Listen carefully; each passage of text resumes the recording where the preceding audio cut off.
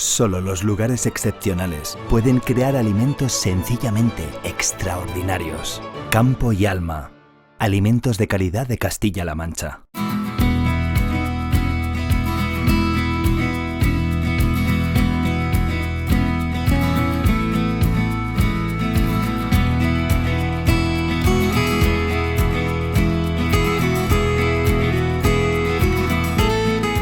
Gracias por seguir con nosotros en Habiendo Campos. El agua es vida, pero también es futuro, especialmente en el campo. En plena Semana Mundial del Agua ponemos el foco en un recurso cada vez más escaso y en quienes trabajan cada día para aprovechar hasta la última gota. Agricultura, innovación y gestión eficiente se dan la mano para afrontar uno de los grandes retos del sector: producir más, cuidando mejor el agua.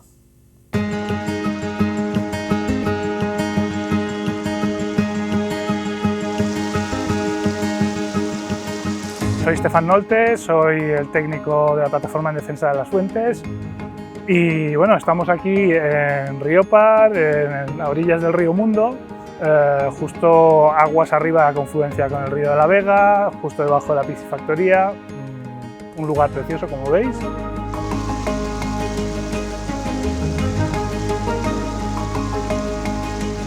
La cuenca del río Segura estos 2 últimos años ha recibido unas importantes aportaciones, sobre todo este invierno, que bueno, hubo un mes seguido de lluvia casi ininterrumpida, ha sido el año con mayores aportaciones desde los años 50. Y bueno, eso en general para lo que son los usos económicos del agua pues es una buena noticia, significa que hay reservas con las que afrontar este año y los próximos. Pero es importante no bajar la guardia, más que nada porque la cuenca del Segura tiene un problema que es un exceso de demanda estructural. Existe demasiado regadío para lo que se puede atender con las aportaciones normales que tiene el río. Entonces, bueno, este año y el que viene, bien. El problema es que tenemos que pensar ya ahora en la próxima sequía, porque sabemos que es algo que es más o menos periódico, no se sabe exactamente cuándo va a venir, pero se sabe que va a venir, es algo normal del clima mediterráneo. Y bueno, de la misma manera que se dice que los incendios forestales hay que apagarlos en invierno, las sequías, los problemas por sequía hay que afrontarlos preparándose los años húmedos, los años en que llueve, haciendo un uso racional del agua y manteniendo las reservas lo más altas posibles para el momento en el que deje de venir tanta agua por el río, tener reservas suficientes para afrontar ese periodo de sequía.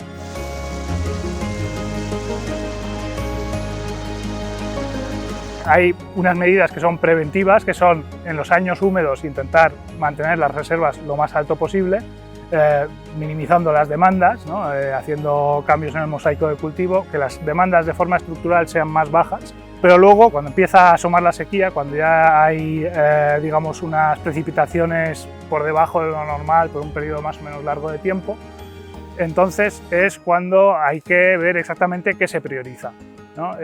No es lo mismo la importancia socioeconómica que tiene el agua para el regadío, que siendo importante no es tan importante como por ejemplo para el abastecimiento urbano, ¿no? No es lo mismo dejar a una ciudad entera sin agua que dejar a unos cuantos campos sin agua, ¿no? Entonces, para eso está un instrumento que se llaman los planes especiales de sequía, que lo que van haciendo es, a medida que va agravándose la situación, van decidiendo qué recursos extraordinarios se movilizan, porque también se pueden movilizar aguas subterráneas, se pueden movilizar aguas desaladas, y qué demandas se van recortando, que normalmente suelen ser las de regadío, las primeras, ¿no?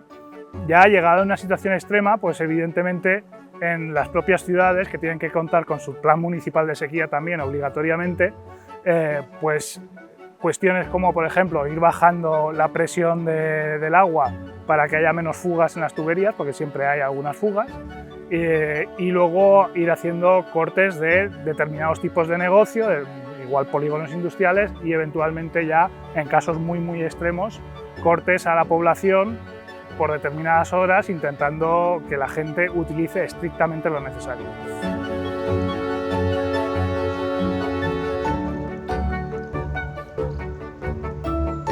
Venimos de un problema bastante grande de descontrol en los usos económicos del agua, especialmente en el regadío. Eso hace ya aproximadamente unos 10-15 años que se ha empezado a controlar y todavía queda muchísimo camino por recorrer, especialmente porque bueno, hay un horizonte que es el año 2027 en el cual ya se tiene que lograr el buen estado cuantitativo de las aguas subterráneas, que es de donde hemos tirado especialmente, y entonces eso significa que en muchos lugares, al no haber una alternativa ni siquiera de infraestructura que les permita suministrar el agua, va a tener que recortarse el agua de regadío. Esto es algo que es duro de decir porque va a tener un impacto económico y un impacto social muy grande, pero al final es algo que teníamos que hacer. No se puede sacar eternamente más agua del subsuelo de la que está recargándose de la lluvia. Entonces, bueno, hemos tenido 30 años para hacer los ajustes necesarios, los hemos desaprovechado lamentablemente, porque bueno, se podría haber hecho con tiempo cambios en el tipo de cultivos, se podrían haber hecho algunas compensaciones, de decir, vale, aquí estas zonas no las ampliamos, se podría haber utilizado algunas aguas residuales que al final se han destinado a ampliar regadíos en otros lugares, que se podrían haber destinado, por ejemplo, en la zona, en el entorno de Yin, ¿no? Y sin embargo, pues bueno, al final hemos llegado a esta situación sin habernos preparado como debíamos y bueno, hay que cumplir la normativa, hay que ponerle fin en un momento dado a esto de sacar siempre más agua de los acuíferos. Entonces el año 2027 va a ser un año clave en este sentido. Y va a castigar especialmente la comarca de los Campos de Yin, pues porque no tiene ninguna alternativa de infraestructura. En las zonas costeras se ha podido desarrollar el tema del agua desalada. En otros lugares se pueden hacer redotaciones. En los Campos de Yin, que dependen exclusivamente de las aguas subterráneas y no tiene ningún tipo de infraestructura para llevarlo ahí, que aparte que sería muy cara, pues va a ser uno de los lugares que más va a sufrir esta reconversión. Pero es necesaria porque están habiendo ayuntamientos que tienen que profundizar los pozos o hacer pozos nuevos porque se estaban quedando sin suministro para la población.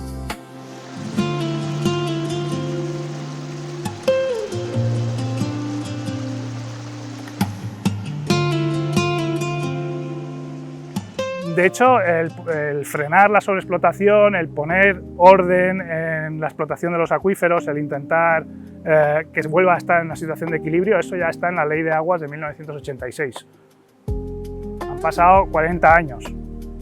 La Directiva Marco del Agua en el año 2000 también establecía como fecha límite, en principio, el 2015, pero con posibilidad de prórrogas hasta 2027, de intentar el equilibrio en los acuíferos sobreexplotados. Y realmente hasta 2015 más o menos no se ha empezado a hacer gran cosa.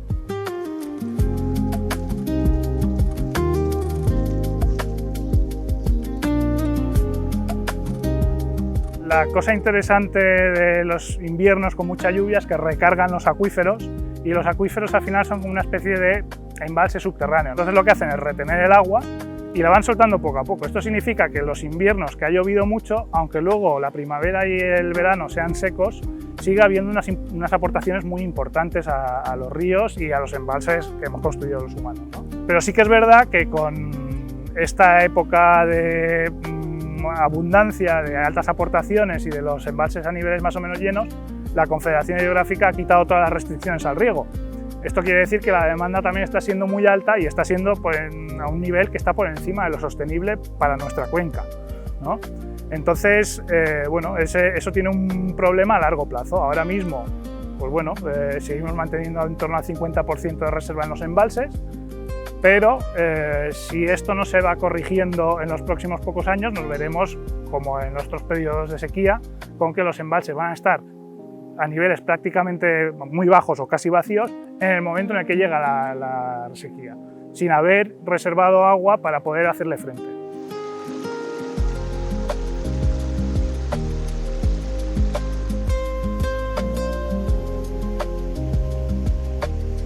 El trasvase, la verdad es que fue uno de los grandes puntos de inflexión en la cuenca del Segura, en el sentido de generar unas expectativas de agua muy superiores a las que el propio trasvase podía traer. Durante los años de construcción del trasvase, la superficie regada en la cuenca se triplicó y sin embargo el trasvase solamente aporta el 20% de los recursos de la cuenca. El desequilibrio que eso creó fue enorme. No solo por el hecho de prometer más agua de la que finalmente llegó, porque el trasvase se concibió para traer 1000 hectómetros cúbicos y de media se están trayendo unos 350 y ahora van a ser menos, sino que es que encima la gente también contaba con el trasvase del Ebro y decían, bueno, si van a hacer más trasvases, pues vamos a poner en riego, aunque fuera de forma ilegal, unas superficies y ya nos darán agua, ¿no? Claro, todo eso ahora es algo tremendamente difícil de gestionar, porque son gente que igual lleva 40 o 50 años regando y les vas a decir que no rieguen. Además, la Confederación Hidrográfica ha ido consolidando esos regadíos y en muchos casos no tiene medios para poder redotarlos, para darles el agua que no sea agua subterránea, ¿no? Eso a nivel histórico, ¿no? A nivel actual, pues tiene un problema también de la gestión de los embalses de cabecera del Tajo, que, bueno, pues digamos que la gestión se hace con unas reglas de explotación, que se llaman, ¿no? Que dicen, en función de cuánta agua tengas y las previsiones de agua que vaya a entrar, ¿no? De aportaciones del río, te dicen cuánta agua vas a poder trasvasar o desembalsar al río Tajo. Y bueno, digamos que como esas normas se hicieron con unas aportaciones mucho más altas de las que al final se están dando, porque debido al cambio climático, debido a cambios de usos del suelo, el Tajo está recibiendo cada vez menos agua en la cabecera, pues al final son unas normas que están desfasadas, que están desactualizadas, y lo que hacen es que se trasvase una cantidad muy grande en unos momentos dados, en los años en los que hay abundancia de agua, en vez de guardarla para afrontar los periodos secos. Entonces estamos en las mismas que con la gestión de los embalses del Segura, que cuando hay agua se riega mucho y luego no se tienen reservas suficientes para afrontar los periodos de sequía.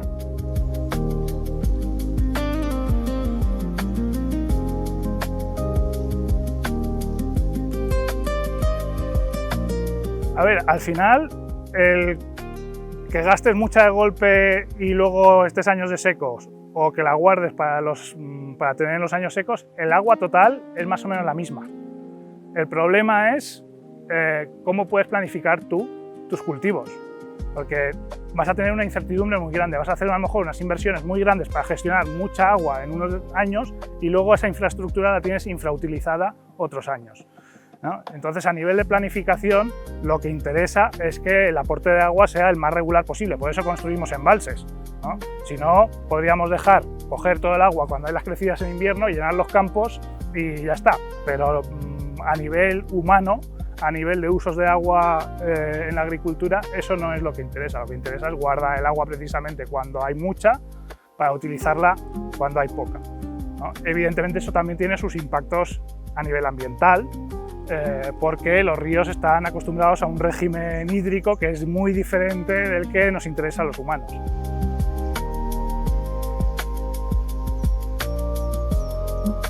Aquí en la cabecera del Segura hemos tenido suerte con los incendios dentro de lo que cabe, ¿no? Entonces no ha habido ningún incendio muy grande y se han podido apagar, los conatos que ha habido se han podido apagar inmediatamente.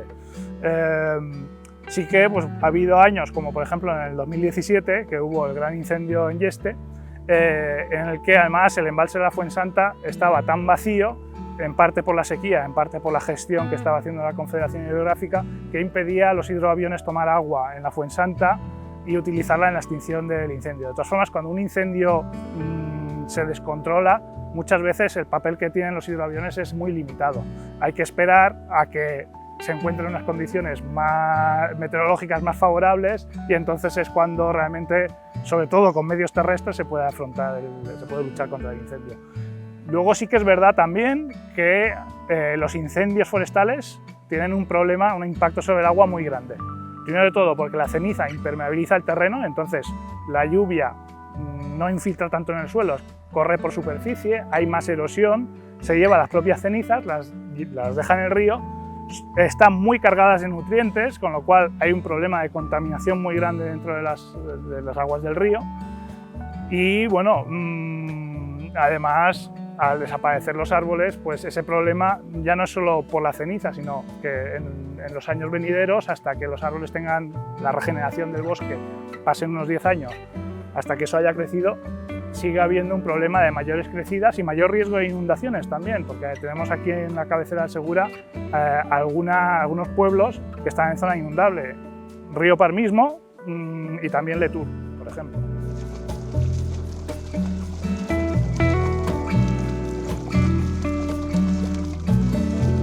a nivel de cantidad, no es solo por el uso que puede hacer para regadío, para abastecimiento y similares, sino también los usos del suelo que haga. Ahora estamos en una época en la que tenemos mucho bosque, que eso está muy bien para frenar el problema de riadas, para cuestiones medioambientales, pero sí que es verdad que tiene también un consumo hídrico elevado. Entonces, el hecho de haber recuperado las masas forestales, en parte se está traduciendo en que tenemos menores recursos hídricos, y a nivel de calidad hay dos problemas graves, que son, por un lado, los vertidos urbanos, las aguas más o menos depuradas, porque nunca se consigue una depuración total, o muy rara vez, ¿no? Y por otro lado hay un problema muy grave también de contaminación de origen agrícola, que es la fertilización de los campos cuando se aplica sobre todo en exceso, en épocas no adecuadas, o a veces incluso porque la meteorología no es del todo previsible y a lo mejor el agricultor cuenta con que va a poder incorporar eso al terreno, pero luego viene una tormenta y se lo lleva directamente al río, pues por esas cuestiones también acaban contaminándose tanto las aguas superficiales como especialmente las subterráneas. ¿Por qué es importante la cuestión de las aguas subterráneas? Pues porque tienen una tasa de renovación muy lenta. Hay acuíferos que pueden tardar décadas o incluso algún siglo en volver a limpiarse, ¿no? La contaminación que está ahí, a lo mejor dentro de 100 años la seguimos teniendo ahí en unos niveles muy elevados. Entonces es importante, sobre todo la contaminación de los acuíferos, que suele ser de origen agrícola, pues intentar hacer la mejor aplicación posible de fertilizantes y utilizar las mejores técnicas que haya disponibles en cada momento.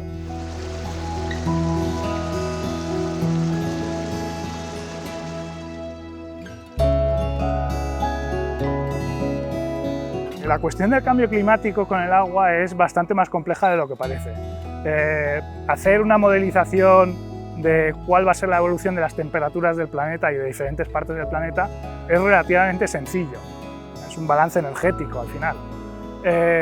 La cuestión del agua es mucho más compleja, porque no es solo cuánta agua se evapora, cuánta agua hay en la atmósfera, sino que se tienen que dar unos factores muy específicos de masas de aire frío, masas de aire caliente chocando para que se produzca esa precipitación.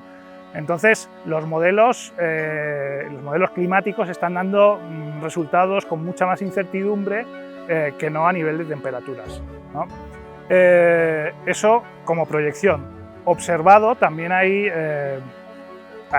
bastante incertidumbre a la hora de interpretar lo que se está observando, ¿no? De entrada hay un efecto que le llaman el efecto 80, que es que a partir del año 1980 más o menos, la aportación en los ríos de aguas bajó drásticamente. Y eso se nota especialmente en la cabecera del Tajo, donde bajó casi a la mitad. Esto se debe a dos factores. Uno es precisamente el abandono rural, el abandono de los montes, el crecimiento de los bosques, que consume agua, y otro es la precipitación misma, que bajó drásticamente, pero probablemente fuera no tanto por un cambio climático inducido por el CO2 como por el efecto de las emisiones de aerosoles, porque se eliminó el azufre de los combustibles. Y el azufre, a la gente que lo sepa, sirve, entre otras cosas, hace que se formen las nubes, ¿no?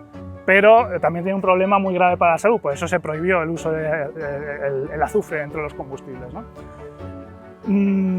Eso fue un efecto relativamente rápido que observamos en torno al año 1980, pero luego a largo plazo se está observando un ligero descenso y sobre todo un cambio en el momento en el que llueve. Eso es también un tema bastante importante, porque las lluvias están dejando de ser primaverales para pasar a ser otoñales. Está lloviendo menos, no mucho menos, pero está lloviendo menos, pero sobre todo deja de ser en primavera, que es cuando es más útil para los campos, y está pasando a ser en otoño en forma de grandes riadas.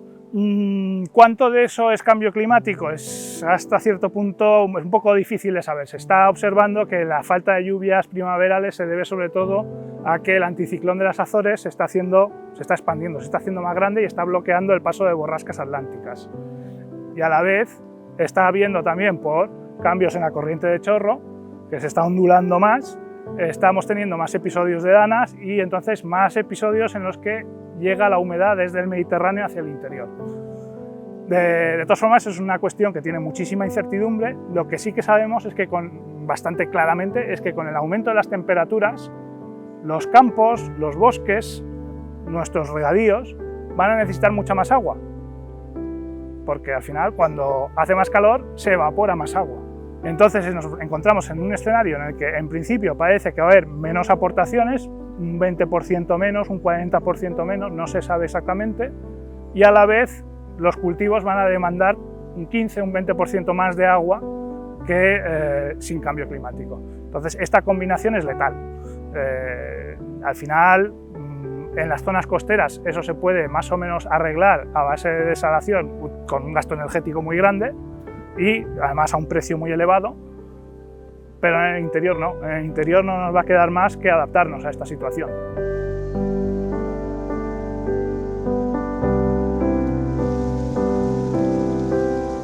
La Plataforma en Defensa de las Fuentes nació en el año 2007, básicamente como un intento de frenar la instalación de pozos de sequía en la cabecera del Segura. En aquel momento había proyectos, no solo la batería de los campos de Llín y Lietor, sino que también había proyectos en Elche de la Sierra e incluso luego a posteriori descubrimos que se habían identificado lugares, incluso aquí en Riopar, como zonas de interés ante posible instalación de baterías de pozos de sequía. Que evidentemente eso es ya ir a el último rincón de lo que era la cuenca del Segura, el último rinconcito en el que los acuíferos están en buen estado, porque prácticamente 3/4 partes de la superficie de la cuenca están sobreexplotadas, ¿no? A partir de ahí, pues bueno, vimos que la instalación de lo que son los pozos de sequía venía de una gestión de las aguas superficiales, como hemos visto, que tendiente a gastar toda el agua los años húmedos y luego, cuando en los años secos no había agua, ir a por las aguas subterráneas. Y entonces empezamos a denunciar esa gestión también de las aguas subterráneas, de las aguas superficiales, viendo que tiene que ser una gestión integrada y sobre todo sostenible, que el gasto total de agua nunca sea superior a las aportaciones totales que vaya a haber, que es el problema que tiene de forma estructural la cuenca del Segura, ¿no? A partir de ahí, a partir de estos trabajos de defensa de los acuíferos de la cabecera del Segura, que son los únicos que están en buen estado, pues claro, vimos también que había diferentes proyectos, especialmente bajo la figura de los regadíos de interés social, que pueden ser una cuestión un poco polémica, porque evidentemente en la zona de cabecera históricamente ha habido muchos menos regadíos que en el resto de la cuenca, y entonces desde muchas posiciones se ha argumentado, bueno, que se cierren algunos regadíos en la zona costera o se le dé agua desalada y esa agua que se ahorra se utilice para poner regadíos en la cabecera del Segura, para generar empleo. Bueno, eso desde ese punto de vista es correcto. El problema es que muchas veces esos nuevos regadíos que se han querido instalar se han hecho también yendo a las aguas subterráneas en vez de utilizar el agua de los embalses, ¿no? Al ir a por las aguas subterráneas, pues nos hemos encontrado que en algunos casos se ha hecho en acuíferos que no tienen especiales problemas y que, bueno, pues tampoco tienen por qué oponerse uno a esos desarrollos de regadíos, pero luego en otros casos hemos visto, pues por ejemplo en el acuífero de Alcadozo, que debido al trasvase Tajo Segura ya quedó completamente reventado, saliendo más agua de la que entraba, pues se quisieron instalar ahí nuevos regadíos, y de hecho se está ejecutando ahora mismo, o incluso hay un proyecto que esperemos que no se vaya a aprobar en el entorno de Socobos, que es en un sector del anticlinal de Socobos se quiere sacar también unas 6-7 veces más agua de la recarga que tiene ese sector del acuífero. ¿Por qué? Pues porque no se ha hecho ningún estudio hidrogeológico previo antes de decir, vale, vamos a poner un regadío aquí. Y este es un problema crónico que ha tenido España y que poco a poco parece que se está arreglando, que es que hemos hecho la planificación de los regadíos por delante de la planificación hidrológica. Hemos dicho, se va a poner un regadío aquí antes de saber si teníamos agua para atender ese regadío. la actividad sigue siendo de defensa de las aguas subterráneas y también de las aguas superficiales de la cuenca alta del Segura.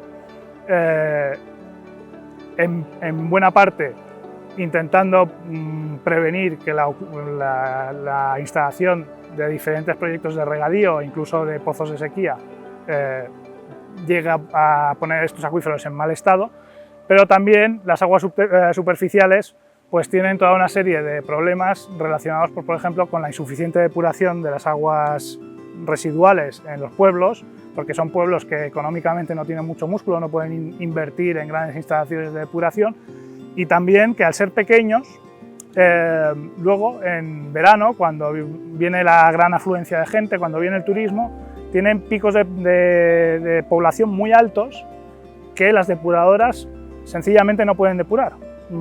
Se podrían sobredimensionar, pero daría igual, porque al final lo que se tiene que hacer es, tiene que haber un crecimiento de bacterias que son las que realizan esa depuración, que no puede ser tan rápida como estos eventos masivos, estos meses de verano en los que de repente hay muchísima población, y entonces estamos observando que en muchos pueblos durante las fiestas, durante a lo mejor algún evento, algún festival, alguna prueba deportiva, se producen esos vertidos a los ríos, y eso coincide normalmente en los meses estivales, en los meses en los que la gente está utilizando los ríos también para bañarse, sin que exista ningún control sanitario, porque las zonas de baño están reguladas, en teoría debería hacerse controles. El problema es que en toda la cuenca del Segura no hay ni una sola zona de baño declarada oficial, con lo cual no se están haciendo los controles sanitarios preceptivos para que la gente que vaya a bañarse los ríos lo pueda hacer en condiciones de salubridad, de seguridad.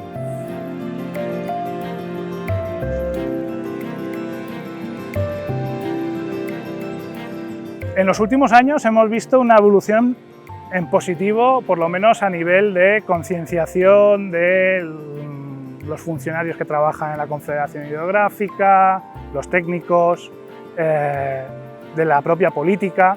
En principio, a nivel normativo, parece que está todo atado para que vaya en la buena dirección, pero las normas se pueden cambiar. Las normas al final son un constructo humano y bueno, siempre va a depender un poco de esa política. A más largo plazo, pues está la cuestión del cambio climático que hemos comentado, que evidentemente va a tener un impacto muy grande. Y es un impacto que, por desgracia, encima no sabemos exactamente cuál va a ser, porque si supiéramos cuál va a ser, nos podríamos intentar adaptar, anticipar, pero cuando no se sabe exactamente cuál va a ser, esa es la peor de las situaciones posibles. Entonces, bueno, en ese sentido, pues esperamos que podamos reaccionar a tiempo cuando ya se vea por dónde van los tiros del tema del cambio climático, ¿no?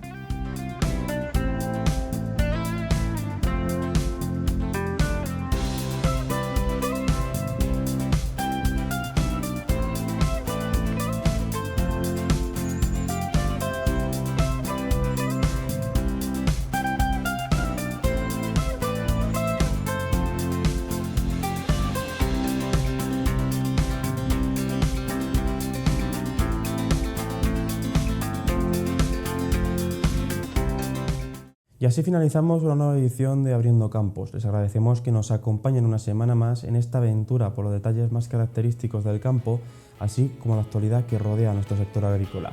Nos vemos la próxima semana con más actualidad, reportajes y curiosidades del sector a través de los principales protagonistas de nuestro campo, nuestros agricultores y ganaderos. Buenas noches y que sean felices.